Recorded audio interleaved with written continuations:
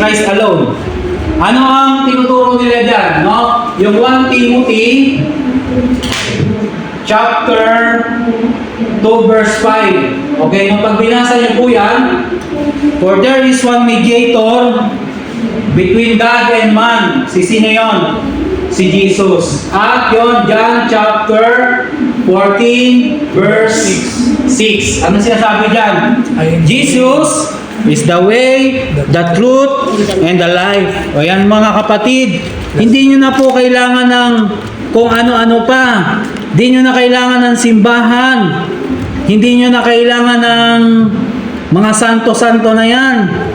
No? Ano pa, yung sinasabi nila, magsimba ka man na magsimba, hindi ang katiyakan. Hindi na kailangan ng religion. Oo, hindi na kailangan ng reliyon. Kung hindi na kailangan ng reliyon, di wag ka na magsimba sa kanila. Huwag ka na mag-member sa kanila. Yun lang naman eh. Pero, once na inaakit ka nila papunta sa kanila, may religion kayo. Una-una, may devotion kayo, may doktrina kayo, etc. No? So, may religion sila. So, iyan ay pangluloko lamang. Ito sabi sa 1 Timothy chapter 2 verse 5. Ano sabi diyan? Sapagkat isa lang ang Diyos at isa lang ang tagapamagitan sa Diyos at sa mga tao. Walang iba kundi ang taong si Kristo Jesus na naghandog ng kanyang buhay bilang pantubos sa lahat ng tao. Okay, no? For there is one God and there is one who brings God and human beings together, the man Jesus Christ. Tingnan natin, Christ alone ba talaga ang tinuturo ng Biblia? Pag binasa mo ang Matthew chapter 22, ayan, Matthew chapter 22 verse 37, 39. No? Ang sabi diyan, love your God, love your neighbor as you love yourself. So ano nang turo ng Panginoon? Pag nagmamahal ka sa Diyos, dapat nagmamahal ka rin sa iyong kapwa. John chapter 13 verse 34, love one another.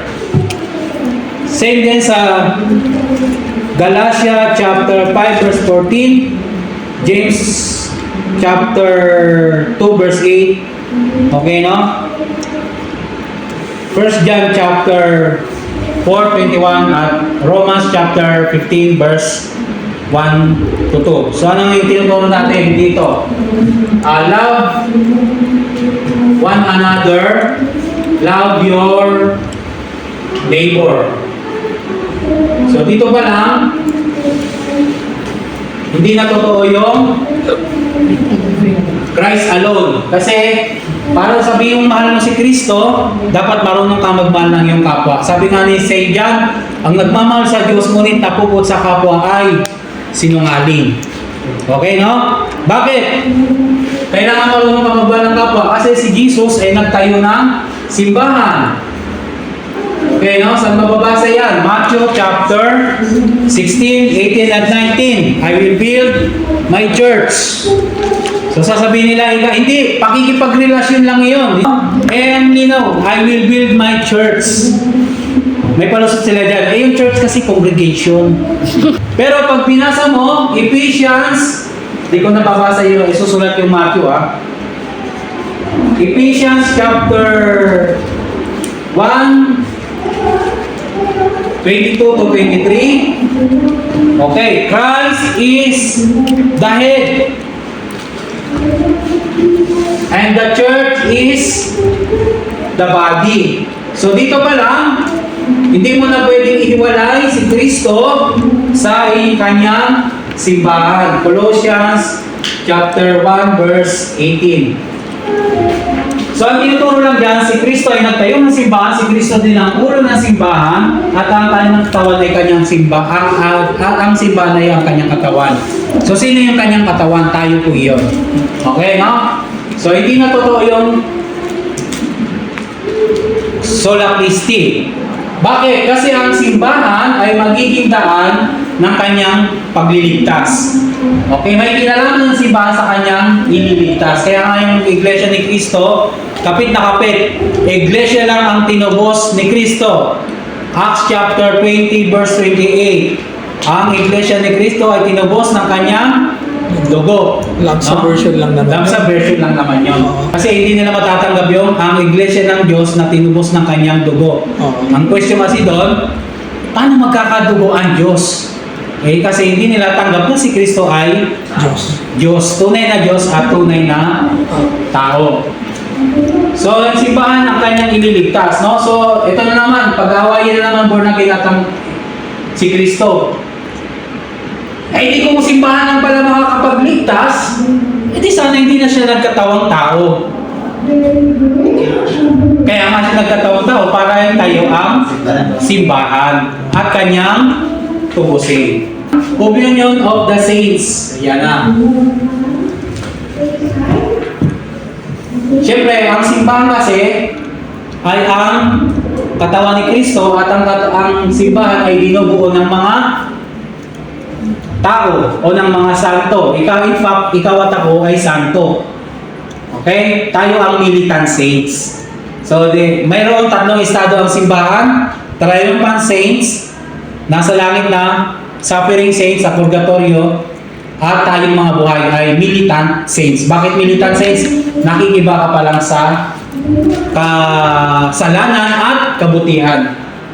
So, hindi totoo ang sola Christi kasi mayroon pang santo na siyang katawan ni Kristo ang Iglesia.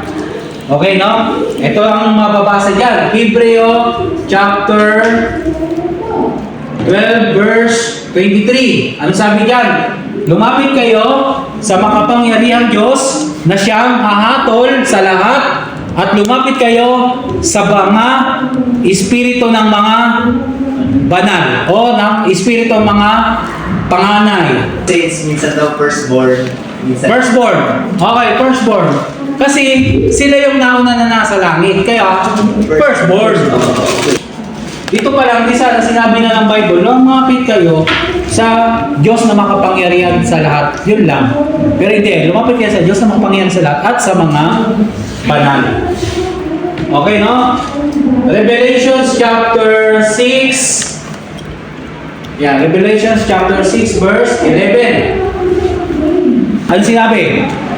At sinabihang maghintay ng kaunting pang panahon hanggang sa mabuo ang bilang ng kanilang mga kapatid at kapwang naglilingkod sa Diyos na papatayin din tulad nila.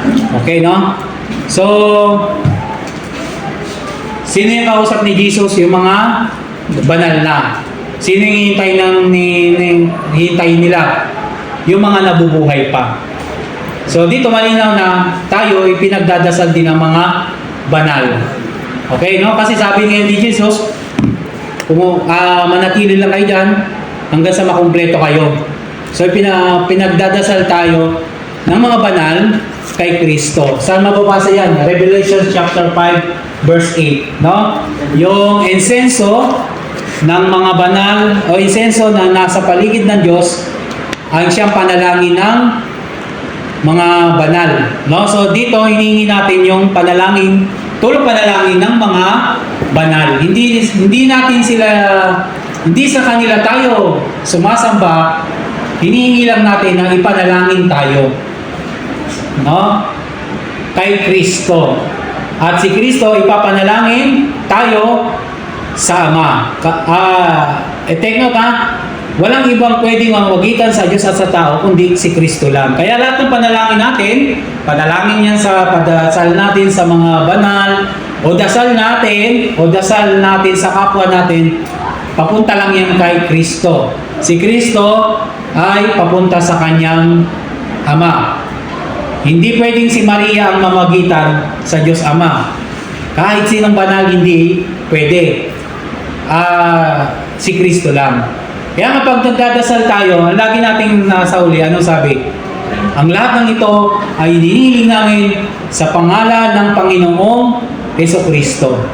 Kasi sila yung tagapamagitan. Kaya delikado, kung yung simbahan mo, ang dasal ay diretso sa Ama. Di ba, Ama, ipagiganti mo kami. Ama, tampalasan sila. Di ba? Amin. Delikado yun. Kasi sasabihin ng Diyos, sino ka? Di kita kilala. Who you? Diba? Kasi isa lang tagapamagitan kay si Kristo. Pag binasa mo ito, John chapter 14 verse 6, sasabihin nila yan, Jesus is the way, the truth, and the life, and the life. Nakita niyo mga kapatid, si Kristo lang ang daan patungo sa Ama. Pero sa totoo, pag binasa mo pa yan, John chapter 14 verse 15, ano sabi ni Jesus? Ang sumusunod sa aking utos ay ang siyang umiibig sa akin. Following verse pa, 21, 23, and 24. Okay, mababasa mo ba, Brother RJ? 21, 23, 24, basa. Sino mang tumatanggap at sumusunod sa mga utos ko, ang siyang nagmamahal sa akin. Ayun. Ang nagmamahal sa akin ay mamahalin din ng aking Ama. Mamahalin ko rin siya at ipapakilala ko ang aking sarili sa Kanya. Sa 23 naman, sumagot si Jesus, ang nagmamahal sa akin ay susunod sa aking salita. Mamamahalin siya ng aking Ama at mananahan Mananahan kami sa Kanya. sa Kanya. Ngunit ang hindi nagmamahal sa akin ay hindi sumusunod sa aking mga salita. Ang mga salitang narinig ninyo ay hindi nanggaling sa akin, kundi sa Amang nagsugo sa akin. Ang tanong, Jesus alone ba? Christ alone ba? Hindi. Para matupad mo yung sinasabi nilang Jesus is the way, is the truth, and the life, susundin mo ang Kanyang utos. Bakit? Yung Kanyang utos ay hindi galing sa Kanya, kundi galing sa nagsugo sa Kanya. At ang sumusunod sa Kanyang mga utos ay ang siya tumatanggap sa Kanya at sa nagsugo sa Kanya. Okay, no? So yun po yung sagot. Hindi po, Jesus is the way, pero may command. No? May command. Kabuuan nito, hindi natin tinatanggi. Si Jesus lang ang daan tungo sa kaligtasan. Okay? At ang isa sa mga sinalita niya, isa sa mga sinalita niya ay ang 7 sakramento ng simbahan. Okay, sakramento. Baptism, Marcos chapter 16 verse 16. Ang sumampalataya at mabautismuhan ay maliligtas. Eucharistia, John chapter 6:53 up to 54.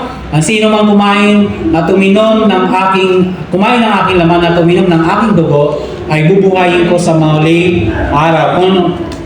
Confirmation, Acts chapter 8:17, pinatong nila ang kamay at dumako ang Espiritu Santo. Sacrament of Confession, sabi ni Jesus, ang pinatawad niya sa kasalanan ay pinatawad na nga. Anointing of the sick, James chapter 5:14 and 15. At Holy Order, Acts chapter 6 verse 6. Hindi ko na inilagay yung sa matrimony o marriage kasi lahat naman ng sekta ay nagpapakasal, no? So ayan na, yun nga lang, sa kanila kasi ay parang order lang or ano ba yung ibang word ng order? Parang batas lang, no? Hindi talaga siya as sacrament. Sa atin kasi as sacrament. So, etong na to, kapag sinunod mo, daluyan ito ng biyaya ni Kristo. Grasya ng Diyos. Si Kristo ay ang source of all grace. Nang ipinako siya sa krus, lahat ng sakramento na yan ay dumadaloy dyan yung kanyang biyaya na naging dahilan ng pagliligtas niya sa tao. So wala talagang Christ alone kasi si Kristo ay nagtayo ng simbahan, ng sakramento,